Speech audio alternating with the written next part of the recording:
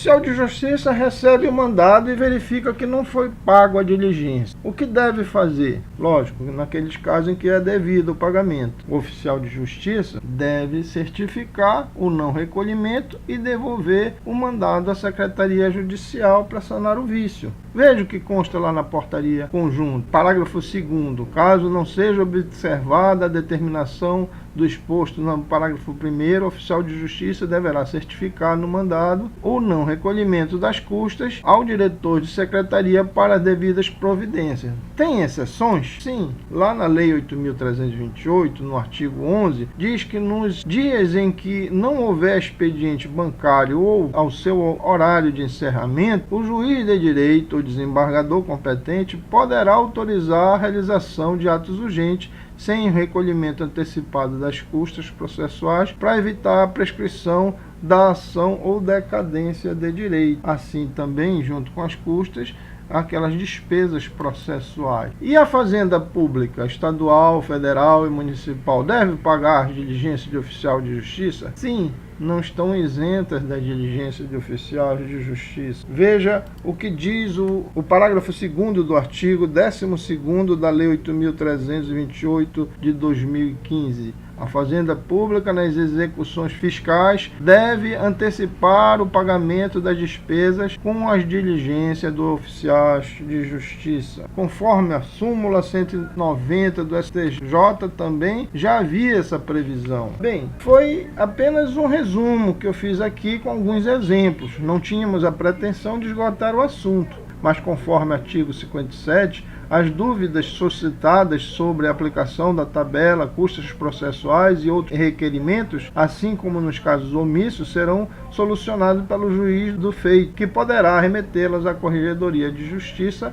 a qual tiver vinculada. Bom, agora vamos passar para outra parte. Como consultar as diligências se já foram pagas? No geral, o oficial de justiça recebe vários mandados de uma só vez. Então, ele pode elaborar uma relação ou planilha, colocando lá o número do mandado, o número do processo, o ato judicial e as despesas, se foram pagos, se é isento e etc. Para que serve isso? Para controle e também, em alguns casos, para agilizar. Se você tem o leitor de código de barra, você captura lá pelo código de barra um número. Clica aqui, você não perde tempo em digitando o número da ação e etc. Mas fazer a tabela também implica em você ter controle. Você vai ficar sabendo quantas despesas foram pagas, quantos mandados você devolveu porque não foi expedido sem pagamento e etc. Mas se você não tem tempo, como é o caso da maioria dos oficiais de justiça, não faz a tabela, apenas consulta o mandado 1 a 1, faz as suas anotações. Você é quem sabe como deve fazer. O primeiro passo é acessar os sistemas para consultas. Você vai precisar acessar 2 sistemas. Use de preferência o navegador de web browser Mozilla Firefox 30.0, que é o que o sistema do Libra está mais adequado. Então, primeiro você acessa o Libra. Segundo, você acessa o sistema de custas do tribunal.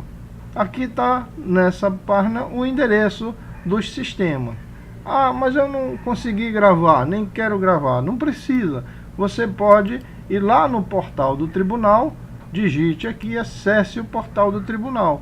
Nesta linha aqui, você vai poder acessar o sistema Libra. Acessou. Volta aqui para a aba do portal, procura aqui o sistema de emissões de custa, achou, clicou e acessou o gerador de custas.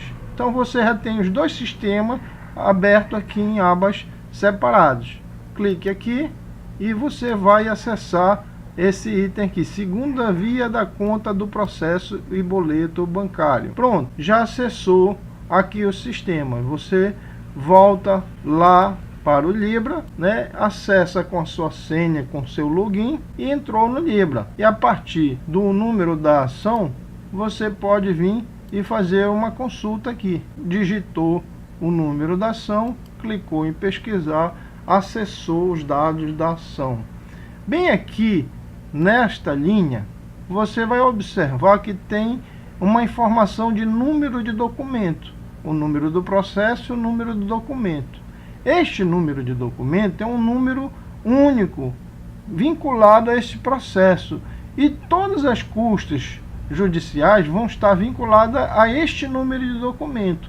Então, ele que você vai precisar capturar daqui do sistema Libra para consultar lá no sistema de custas. Então, você clica aqui nessa linha e vai abrir. Bem aqui, nesse espaço, você vai ter o número disponível para você poder selecionar e dar um Ctrl+C. Evita ficar copiando, né? Deu um Ctrl+C, copiou para a memória, clique aqui no gerador de custas, clique aqui um Ctrl+V, digitou e vem aqui em consultar. Pronto, você consultou já as custas deste processo. Aqui a gente observa que houve um pagamento de R$ 42,40. Mas a que se refere? Você clica aqui na conta do processo e você vai abrir aqui o relatório. Foi pago R$ 40,40 referente a atos de escrivania, certidões. Alguém pediu uma certidão, pagou as custas e para que a secretaria pudesse fazer a certidão. Quem é o secado? É o requerido? É o requerente? Você deve sempre observar. Mas aqui não consta nenhuma despesa de oficial. Então, cadê a despesa do oficial? Como é que o oficial vai cumprir? Então você volta lá no Libra, vem aqui mais para baixo, aqui nessa papeleta aqui, movimentos, e observa o despacho ou a ordem judicial que determinou o cumprimento do mandado por oficial de justiça. Bom, neste caso, o despacho foi em 23 de novembro de 2015. Ora, a gente não falou que só seria devido a partir de 1º de abril de 2016? Então, neste caso, não tem como a gente cobrar a despesa do oficial de justiça neste momento. E aí o oficial de justiça deve cumprir mesmo sem pagar a despesa do oficial de justiça. Vamos para um outro exemplo. De novo, a gente entra no Libra, consultar, novo processo. Digite aqui o novo processo e já temos aqui um novo número. Vamos pegar o número do documento. A gente entra aqui, seleciona o número do documento, vai no gerador de custo, coloca aqui Ctrl+V, consulta e aparece aqui a informação. Bem, aqui eu tenho um valor que foi gerado, um boleto, mas ele está em aberto. Ele ainda não foi pago. A parte gerou o boleto para pagar a custa e não foi pago. Vamos ver do que foi. Foi uma custa de expedição de certidão, mas também não pagou nenhuma despesa do oficial de justiça. Então, aqui já tem um processo que pode devolver, porque não houve pagamento da despesa de oficial de justiça. Vamos para um outro exemplo. Faz de novo a consulta, vem aqui no número do documento, seleciona aqui o número do documento, coloca aqui e gera a consulta. Aqui você observa que o requerente pagou a inicial, pagou uma despesa intermediária de 150 e o requerido pagou uma de R$ 74,50. Mas o que foi que o requerente pagou? Aí você clica aqui e você vai observar. Ele pagou aqui a despesa de R$ 76,20 sobre despejos, emissões de posse, etc. Nesse caso, era uma ação de despejo. Então, a despesa de oficial de justiça para realizar o despejo foi paga. E ele pagou também a expedição do mandado, que é uma custa intermediária de R$ 74,50 para que a secretaria possa expedir o mandado. Então ele pagou os R$ 150 dele.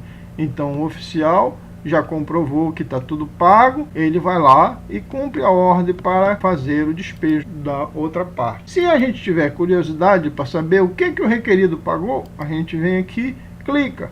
Ele pagou uma expedição de uma certidão. Vamos no outro exemplo. Aqui está aberto R$ 25,50. Vamos ver o que é? As diligências de citação, intimação, notificação.